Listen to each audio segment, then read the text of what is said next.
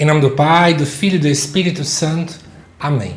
Amados irmãos e irmãs, é com muita alegria que nós estamos aqui para juntos estudar e meditar a primeira leitura que a Igreja nos apresenta para esta segunda-feira, dia em que nós celebramos a memória dos santos Timóteo e Tito. Amados irmãos e irmãs, como primeira leitura, a Igreja nos apresenta o texto que se encontra na segunda carta de São Paulo a Timóteo, capítulo 1, versículos de 1 a 8, que nos diz assim: Paulo, apóstolo de Jesus Cristo, pelo desígnio de Deus, referente à promessa de vida que temos em Cristo Jesus. A Timóteo, meu querido filho, graça, misericórdia e paz, da parte de Deus Pai e de Cristo Jesus nosso Senhor. Dou graças a Deus, a quem sirvo com a consciência pura, como aprendi dos meus antepassados, quando me lembro de ti, dia e noite nas minhas orações.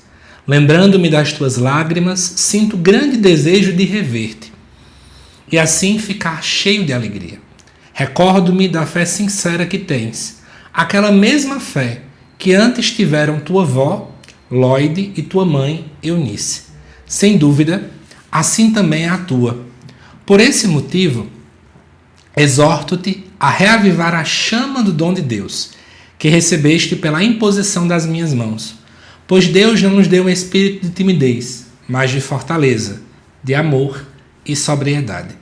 Não te envergonhes do testemunho de nosso Senhor, nem de mim, seu prisioneiro, mas sofre comigo pelo Evangelho, fortificado pelo poder de Deus. Amados irmãos e irmãs, eu anotei 3 pontos que eu acho que valem muito a pena a gente poder fazer uma meditação. Porque, para quem não sabe, todas as vezes que a igreja nos coloca para celebrar a memória de um santo, a igreja quer nos também convidar a refletir sobre o nosso chamado à santidade. Então, as leituras precisam perpassar a nossa história, não apenas olhar para a vida do santo, mas entender também o meu chamado à santidade, ao céu. E essa leitura, ela começa colocando uma expressão que eu gosto muito, no versículo 6, que é: exorto-te a reavivar a chama do dom de Deus. Quantas vezes os dons que Deus nos dá se perdem no decorrer da caminhada? Os dons parecem que ficam quase que sumindo, né? Perdem o seu foco, o seu poder, e é preciso passar por esse reavivar. E isso que São Paulo escreve a Timóteo também vale para cada um de nós. Será que você tem algum dom que precisa ser reavivado? Alguma coisa dentro da tua vocação que parece que está se perdendo? Quantos de nós talvez não temos mais o mesmo gás do início, o mesmo ânimo? Eu falo até mesmo porque eu sei que alguns sacerdotes me acompanham aqui no canal. Quem sabe você, padre, né, que já tem algum tempo aí da sua ordenação, quem sabe o dom que você recebeu, né, o sacramento que você recebeu, quem sabe parece que está se perdendo. Pelos dilemas, pelas lutas, pelos problemas que a gente acaba enfrentando. E aí, amado irmão, amada irmã, hoje, a primeira coisa que eu quero dizer para você: busque o Senhor para que nele você possa reavivar essa chama. A chama não foi feita para ficar apagada.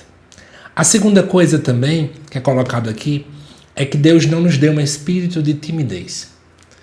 Como me incomoda às vezes enxergar uma igreja tímida, uma igreja com vergonha, uma igreja com medo. Deus não nos fez para termos medo. Medo de evangelizar, medo de anunciar. Mas eu sei que no decorrer da caminhada, os nervosismos, os medos acabam aparecendo. E isso é natural, porque somos seres humanos.